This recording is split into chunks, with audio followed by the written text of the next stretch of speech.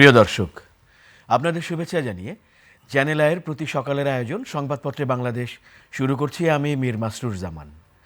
চলমান পরিস্থিতি নিয়ে আলোচনার জন্য আজ আমাদের মধ্যে সম্মানিত অতিথি হয়ে রয়েছেন জনাব শরীফুজ্জামান, রাজনৈতিক এবং সামাজিক বিশ্লেষক। আমরা স্বাগত জানাচ্ছি আপনাকে আমাদের মাঝে। প্রিয় দর্শক, আমরা জানি গতকাল বিজয় দিবসে, মহান বিজয় দিবসে মাননীয় প্রধান উপদেষ্টা অধ্যাপক ডক্টর মোহাম্মদ ইউনূস তিনি জাতির উদ্দেশ্যে ভাষণ দিয়েছেন এবং সেখানে মূলত নির্বাচনকে ঘিরে তিনি কথা বলেছেন এবং বলেছেন যে কোনো সন্ত্রাস ঘটিয়ে বা কোনো ষড়যন্ত্র করে নির্বাচনকে বাধাগ্রস্ত করা যাবে না। পাশাপাশি এই নির্বাচনকে তিনি দেশ রক্ষার নির্বাচন বলে উল্লেখ করে সবাইকে উৎসবমুখরভাবে নির্বাচনে অংশ নেওয়ার আহ্বান জানিয়েছেন। আমরা এই প্রসঙ্গটিকে ঘিরে আলোচনা শুরু করতে চাই আমাদের আজকের সম্মানিত আলোচক জনাব শরীফুজ্জামানের সঙ্গে।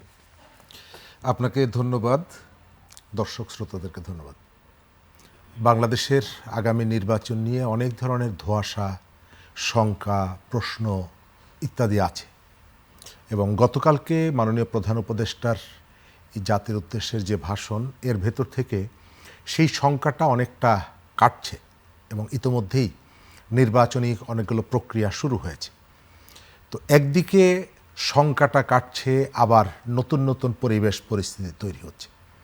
বিশেষ করে নিরাপত্তা ইস্যুটা ক্রমশই প্রকট আকার ধারণ করছে এবং আপনি গত কয়েকদিনে আমাদের মিডিয়ার সবথেকে আলোচিত বিষয় ইনকিলাব মঞ্চের মুখপাত্রর উপরে যে গুলিবর্ষণ, এখন পর্যন্ত প্রকৃত এক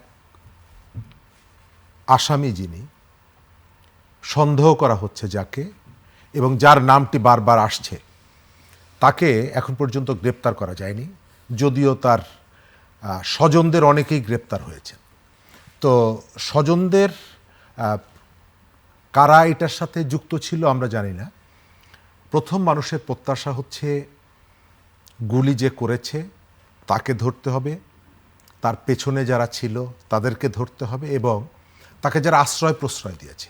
এখন পর্যন্ত আমরা জানতে পারছি যে তাকে প্রতিবেশী দেশে এই অপরাধী আশ্রয় গ্রহণ করেছে। আমাদের কতগুলো উদ্যোগ এই ধরনের ঘটনার প্রেক্ষিতে কখনো কখনো আমরা উদ্যোগগুলো দৃশ্যমান করতে গিয়ে কতগুলো ভয়ঙ্কর ভুল করে ফেলি।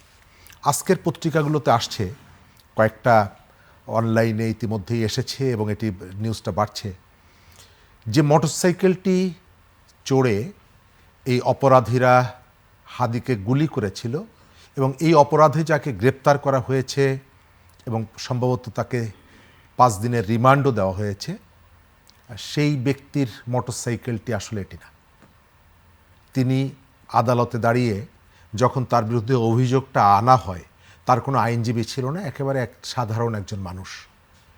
তো তিনি আদালতে দাঁড়িয়ে আদালতের দৃষ্টি আকর্ষণের চেষ্টা করেছেন, কথা বলার চেষ্টা করেছেন যে আমি অপরাধী না, আমাকে অপরাধী বানিয়ে এখানে আনা হয়েছে।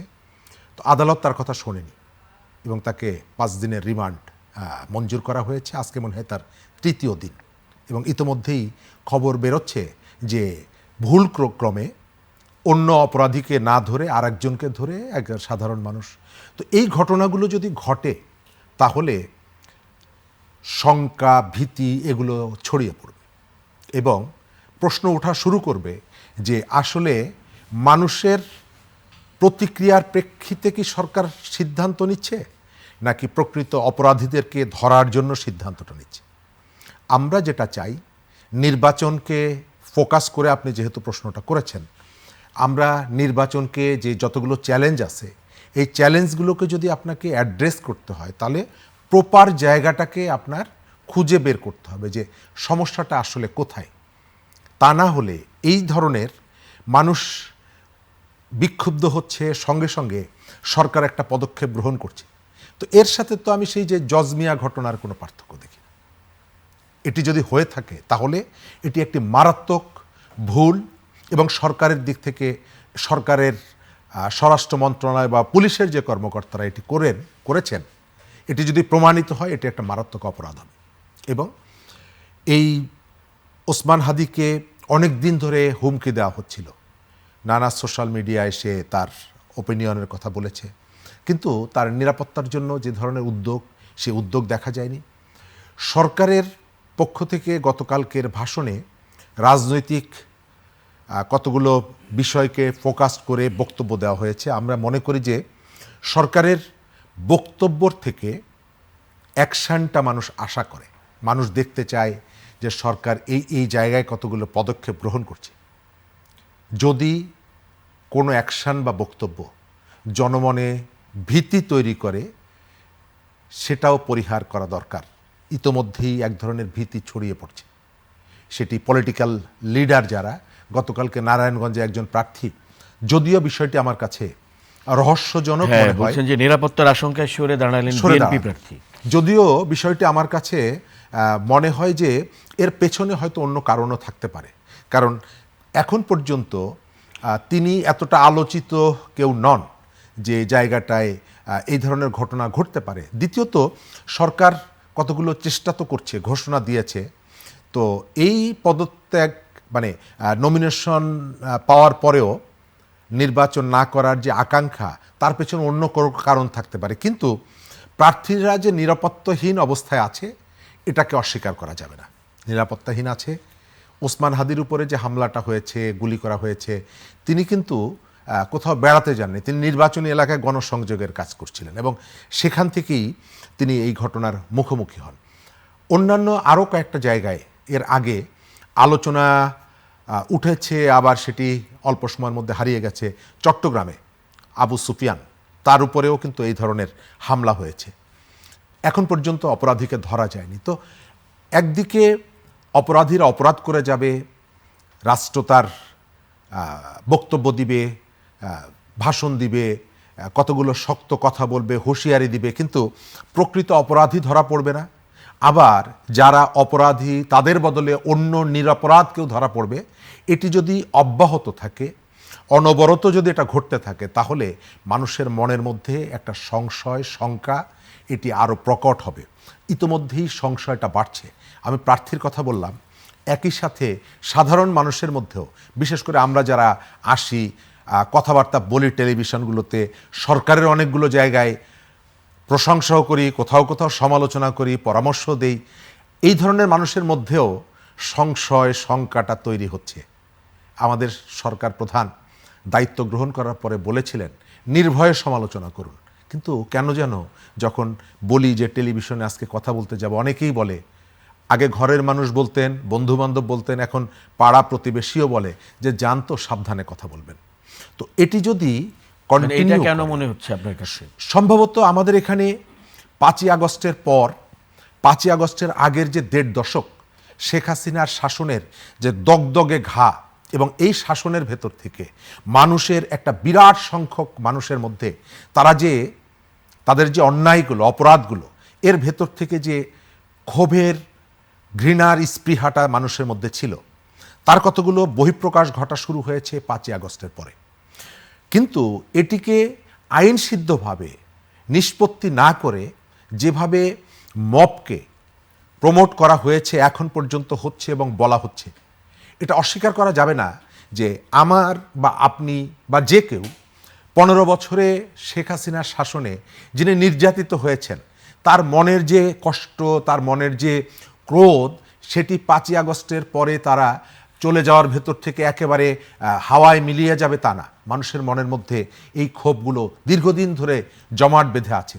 সে স্বাভাবিকভাবে চাইবে তার একটা প্রতিকার, কিন্তু রাষ্ট্রের দায়িত্ব হলো ব্যক্তিগতভাবে একজন ক্ষতিগ্রস্ত মানুষ, আর একজন মানুষের সাথে দেখা হলো যার দিয়ে গত 15 বছরে কখনো না কখনো নির্যাতিত হয়েছেন, সুতরাং সঙ্গে সঙ্গে আইন হাতে তুলে নিয়ে তার বিচার করবে, এটি হতে পারে না। সভ্য দেশে এটি হয় না। দায়িত্ব হচ্ছে ওই অপরাধের জন্য সরকার বিচার করবে, সরকার তার যে আইন অনুযায়ী পদক্ষেপ নেবে। কিন্তু এর বিপরীতে আমরা যেটা দেখছি, আইন হাতে তুলে নেওয়ার প্রবণতা এবং সেটিকে বিভিন্ন জায়গা থেকে প্রমোট করা, এবং গত কয়েক মাসে এই যে মব, এই যে সংঘবদ্ধ অপরাধ, এর বিপরীতে একটা জনমত গড়ে উঠেছিল। সরকারেরও কতগুলো দৃশ্যমান অগ্রগতি, পদক্ষেপ আমরা দেখছিলাম। সাম্প্রতিক সময় আবার এটি সামনে চলে এসেছে এবং বিভিন্ন দায়িত্বশীল জায়গা থেকেও এর পক্ষে আবার আগের মতো করে যেটা বলা হতো যে এটি প্রেসার গ্রুপ ইত্যাদি ইত্যাদি, সেই ধরনের বক্তব্য আসছে। আপনি যদি আক্রান্ত হন নিশ্চয়ই আপনি সঙ্গে সঙ্গে যিনি আক্রমণ করেছেন তার উপরে পাল্টা আক্রমণ করবেন না। আমাদের স্বজনরা কেউ যদি ক্ষতিগ্রস্ত হয়, কেউ যদি হত্যাকাণ্ডের শিকার হয়, আমরা কিন্তু সঙ্গে সঙ্গে যে দাবিটা করি যে খুনির বিচার চাই বা হামলাকারীর বিচার চাই, রাষ্ট্র কি সঙ্গে সঙ্গে খুনির বিচার করে? না, কতগুলো আইনি প্রক্রিয়ার ভেতর থেকে এই কাজটি করে। সুতরাং আমার প্রত্যাশা যাই থাকুক না কেন, দাবি যেটাই থাকুক না কেন, সরকারের দায়িত্ব হচ্ছে আইন পদ্ধতিতে এগুলোর প্রতিকার করা। কিন্তু দেখা যাচ্ছে যে একটা অংশের প্রতিকার হচ্ছে আর একটা অংশের হচ্ছে না। আপনি কাউকে ধরছেন, কাউকে ছেড়ে দিচ্ছেন, সেটি দুর্নীতির ইস্যুতে বলেন, আইন শৃঙ্খলা ইস্যুতে বলেন, অন্যান্য জায়গায় বলেন। আপনার রাজনৈতিক প্রতিপক্ষই দেশের মধ্যে সব ধরনের অপরাধের সাথে যুক্ত, এই ধারণাটা তৈরি করে একটা অংশকে আপনি যদি নির্বিচারে, তাদের মধ্যে অপরাধী আছে এটি অস্বীকার করা যাবে না, কিন্তু আপনি নির্বিচারে কাউকে যদি একটা রাজনৈতিক পক্ষকে, যেভাবে আগের ঘটনা ঘটত, একজনকে ধরার সঙ্গে সঙ্গে যে অপরাধী করুক না কেন রাজনৈতিক প্রতিপক্ষের ট্যাগ লাগিয়ে দেওয়া, তাকে জঙ্গি বলা, তাকে এই ধরনের বিশেষণে বিশেষায়িত করে তার বিরুদ্ধে একটা জনমত গড়ে তোলার চেষ্টা, প্রশাসনিকভাবে তার পরিবারকে আক্রমণ করা এবং নির্মূল করার যে চেষ্টা, এটা এখন আবার ফিরে এসেছে। দেখা যাচ্ছে আমরা বিচার চাই কিন্তু প্রতিশোধ চাই না। নির্বাচন নিয়ে কথা বলতে গিয়ে প্রসঙ্গগুলো এলো, আমরা একটি দিক আপনি বললেন যে নিরাপত্তা ইত্যাদি বিষয়, এর বাইরে নির্বাচন কমিশনের প্রস্তুতির বিষয় রয়েছে। আপনি জানেন একটি শিরোনাম আমাদের সামনে, ভোটের প্রস্তুতি নিয়ে ইসি এখনও অগোছালো, এর মধ্যে রাজনৈতিক দলগুলোর নিবন্ধন প্রক্রিয়া এখনও শেষ হয়নি, এই ধরনের কথাবার্তা রয়েছে আর কি। এই ধরনের আলাপ আলোচনাগুলো হচ্ছিল যে ইসি যতটুকু কথা বলছে কাজের গতিটা তার সাথে মিলছে না। আজ থেকে সম্ভবত 6 বা 7 মাস আগে ইসির পক্ষ থেকে বলা হয়েছিল আমাদের প্রায় 70-80 ভাগ কাজ হয়ে গেছে। 70-80 ভাগ কাজ যদি হয়ে গিয়ে থাকে, তাহলে এখন একেবারে 11th আবারে এসে এই যে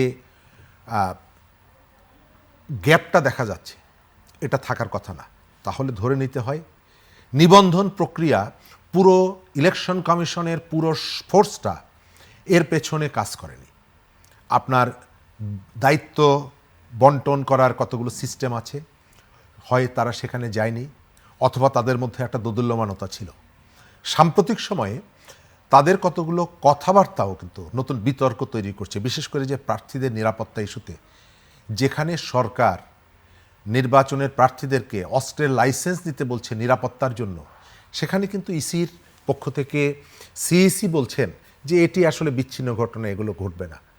একদিকে কাজের ক্ষেত্রে তাদের যে ধীরগতি, দ্বিতীয়ত এই ধরনের ভাবনা যদি তাদের মনের মধ্যে থাকে, তাহলে নির্বাচনের যে চ্যালেঞ্জগুলো আছে সেই চ্যালেঞ্জগুলো আরও প্রকট হবে।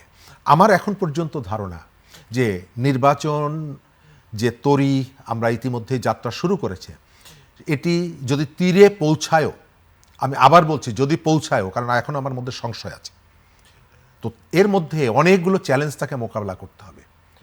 তো এই মুহূর্তে এসে একদিকে অসংলগ্ন কথাবার্তা, দ্বিতীয়ত প্রস্তুতির ক্ষেত্রে পুরো ফোর্সকে যদি আপনি এখানে ডিপ্লয় না করেন, তাহলে আপনি আরও অনেকগুলো চ্যালেঞ্জের মুখে পড়বেন, যেটা কাঙ্ক্ষিত প্রত্যাশিত একটা গ্রহণযোগ্য অবাধ নির্বাচন, যেটা আমরা গত 1.5 দশক ধরে বলে আসছি যে প্রত্যাশাটা আমাদের ছিল, এটি যদি ব্যাহত হয় তাহলে আগামীতে হয়তো এখন যারা দায়িত্বে আছেন এই যে কমিশন, তারা থাকবেন না, কিন্তু বাংলাদেশ একটা বড় ধরনের সংকটের মুখে পড়বে।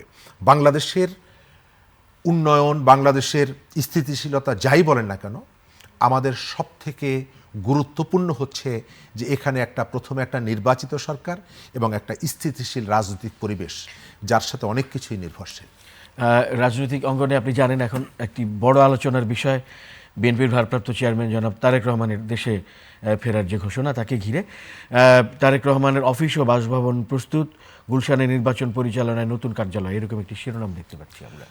এটি অনেক দিন ধরে বিভিন্ন জায়গা থেকে শোনা যাচ্ছিল যে তারেক রহমান ফিরবেন, তারপরে তিনি নিজেই একটা না ফেরার বিলম্বের একটা কারণ তিনি জানিয়েছেন, যেটা মানুষের মধ্যে উদ্বেগ বাড়িয়েছে।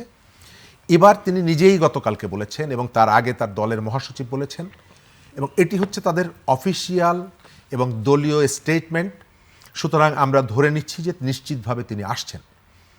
তার এই আশাটা বাংলাদেশের রাজনীতিতে আমি আমার জায়গা থেকে দেখি খুব ইতিবাচক ঘটনা। বিশেষ করে তার ফিরে সরাসরি দলের দায়িত্ব গ্রহণ করা, এর ভেতর থেকে তার দল প্রচণ্ড তার দলের মধ্যে এক ধরনের প্রাণ শক্তি ফিরে আসবে।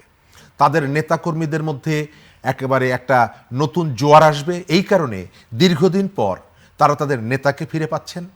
বিএনপির মূল নেতৃত্বের একজন কিন্তু হাসপাতালে আছেন, তারেক রহমান দেশের বাইরে আছেন। ফলে বিভিন্ন ফোর্স বিএনপিকে ঘিরে এক ধরনের ষড়যন্ত্রেও মেতে উঠেছে। বিএনপিকে ক্ষমতার বাইরে রাখা এবং বিএনপির এক শ্রেণীর কর্মীদের নানা ধরনের অপরাধমূলক তৎপরতাকে কেন্দ্র করে পুরো বিএনপিকে কোণঠাসা করার একটা চেষ্টা এখানে আছে। দলের মধ্যে অথবা দলের বাইরে থেকে উস্কানি দেওয়ার চেষ্টা আছে। তারেক রহমানের ফিরে আসার ভেতর থেকে বিএনপির সবথেকে বড় যে চ্যালেঞ্জটা আছে, তার নেতৃত্বের মূল নেতৃত্বের অনুপস্থিতি, এটি কেটে যাবে। কর্মীদের মধ্যে যে একবারে তাদের যে প্রাণের স্পন্দনটা ফিরে আসবে। তারেক রহমানের সঙ্গে এতদিন তিনি অনলাইনে দলের নেতাকর্মীদের সাথে কথা বলেন, সম্ভবত কতটুকু সংযোগ তিনি তৈরি করতে পারেন, তার থেকে বড় সংযোগটা তৈরি হবে একেবারে প্রান্তিক মানুষের সাথে। সাধারণ মানুষ তাকে কথা বলার সুযোগ পাবে, তিনি কথা বলার সুযোগ পাবেন। এর ভেতর থেকে তাদের মধ্যে মিথস্ক্রিয়াটা বাড়বে। আর সর্বশেষ দেশের মধ্যে নির্বাচনকে এখনও বিলম্বিত অথবা বাধাগ্রস্ত করার জন্য যতগুলো ফোর্স কাজ করছে, এখানে ফোর্স কাজ করছে আমি নিশ্চিত করে বলছি। তা না হলে আবার নতুন করে বাইরের থেকে বিভিন্ন বিষয়ে সোশ্যাল মিডিয়াকে ব্যবহার করে এক ধরনের উত্তেজনা তৈরি করা, ব্যক্তিকে টার্গেট করার জন্য, আক্রমণ করার জন্য নির্দেশনা দেওয়া, এগুলোর পেছনে রাষ্ট্রের বিপরীতে, রাষ্ট্রের প্যারালাল আর একটা রাষ্ট্র তৈরি হয়ে গেছে এখানে। তারা দেশের ভেতরেও আছে, দেশের বাইরেও আছে। এই যে বহুমাত্রিক যে আপনি যে সংকট, নির্দেশনা বা যে ধরনের তৎপরতার কথা বলছিলেন, সেই ব্যাপারে আপনি মানে রাষ্ট্র বা সরকারের ভূমিকা কেমন দেখছেন বা কেমন আশা করেন? সরকারের যে ভূমিকাটা, এটা প্রত্যাশিত নয়। কখনো কখনো মনে হয় এই বাইরের থেকে যে ফোর্সটা আমাদের একটা স্থিতিশীল পরিবেশ নিশ্চিত করার জন্য যে সুযোগটা তৈরি হয়েছিল এবং যেটা প্রয়োজন ছিল, অনিবার্য ছিল, সেটিকে বাধাগ্রস্ত করার জন্য তাদের যে প্রেসক্রিপশন, কখনো কখনো সরকারের কেউ কেউ সেই প্রেসক্রিপশন অনুযায়ী চলছে। এবং যারা এই কাজগুলো করছেন তারা বাইরের থেকে এক ধরনের ক্রেডিটও আমাদের সামনে নিয়ে আসছেন যে আমি এইভাবে এদের সঙ্গে আমাদের সংযোগ আছে, আমরা এই কাজগুলো করছি। অনবরত যদি এটি চলতে থাকে, দীর্ঘদিন ধরে এটি চলে আসছে, এবং এটি যদি চলতে থাকে তাহলে সরকারের অস্তিত্ব প্রশ্নের মুখে পড়ে। আমাদের এই শহরে, আমাদের এই দেশের মধ্যে অনেক ধরনের ঘটনা আমরা দেখছি। সোশ্যাল মিডিয়ায় ইন্ডিকেট করে বলা হচ্ছে তার বাড়িতে আক্রমণ করতে হবে, তাকে গ্রেপ্তার করতে হবে, তাকে ধরতে হবে, এবং তারপরে দেখা যাচ্ছে যে এক ধরনের বক্তব্য তৈরি করে এরপরে যারা এই কাজগুলো করার পরে কিন্তু আইন শৃঙ্খলা বাহিনী তাদেরকে ধরছেন। আপনি যে অভিযোগ নিয়ে আসছেন ধরার পরে, সেই অভিযোগটা তো 3 মাস আগের, 4 মাস আগের, আপনি তখন ধরেননি। যখন সোশ্যাল মিডিয়া আসলো, একজনকে নিয়ে এক ধরনের মব তৈরি হলো, তখন তাদেরকে গ্রেপ্তার করা হচ্ছে। অপরাধ যদি কেউ করে থাকে তাহলে আপনি তাকে 3 মাস সময় দিলেন কেন? অপরাধ যদি কেউ করে থাকে, গ্রেপ্তার হওয়ার মতন কাজ যদি কেউ করে থাকে, অবশ্যই তাৎক্ষণিকভাবে আপনি তাকে ধরবেন। তার গায়ের রং যাই হোক না কেন, তিনি আওয়ামী লীগ করুক বা তিনি অন্য দল করুক না কেন, আপনাকে দেখতে হবে অপরাধী, রাজনৈতিক পরিচয় না। কিন্তু এখানে কোথাও কোথাও আমরা দেখতে পাচ্ছি সরকারের যে সদিচ্ছাগুলো আছে। গতকালকে প্রধান উপদেষ্টা যিনি বলেছেন সরকার তার সদিচ্ছার কথাটা বলছে, কিন্তু এই ধরনের সরকারের আশপাশ থেকে এই ধরনের কর্মকাণ্ডগুলো সেই সদিচ্ছাকে প্রশ্নবিদ্ধ করে। আমরা এই যে সরকারটা দায়িত্ব নিয়েছে জুলাই অভ্যুত্থানের পরে, রক্তের ভেতর থেকে দায়িত্ব নিয়েছে, সুতরাং তার রেসপন্সিবিলিটি অন্য যে কোনো সরকারের তুলনায় বেশি, তার দায়িত্ব অনেকের থেকে বেশি। সুতরাং সরকারকে এটি মনে রাখতে হবে। অনেক অনেক ধন্যবাদ জনাব শরীফুজ্জামান আজকে আমাদেরকে সময় দেওয়ার জন্য। প্রিয় দর্শক, আমাদের সম্মানিত আলোচক যেমন বলছিলেন সদিচ্ছার কথা, আমরা আশা করব যে আমাদের সব মহলে ব্যক্তি পর্যায় থেকে শুরু করে সর্বোচ্চ নীতি নির্ধারণী পর্যায় পর্যন্ত সেই সদিচ্ছার আলোকে আমরা এগিয়ে যাব এবং আমাদের সামনে যে শিরোনামটি রয়েছে যে মহান বিজয় দিবসে গণতান্ত্রিক ও বৈষম্যহীন সমাজের প্রত্যাশা জানিয়েছেন মানুষ, আমরা আশা করি সেদিকেই এগিয়ে যাব। অনেক ভালো থাকবেন প্রিয় দর্শক, সবাইকে আবারও শুভেচ্ছা জানিয়ে শেষ করছি সংবাদপত্রে বাংলাদেশের আজকের পর্বটি।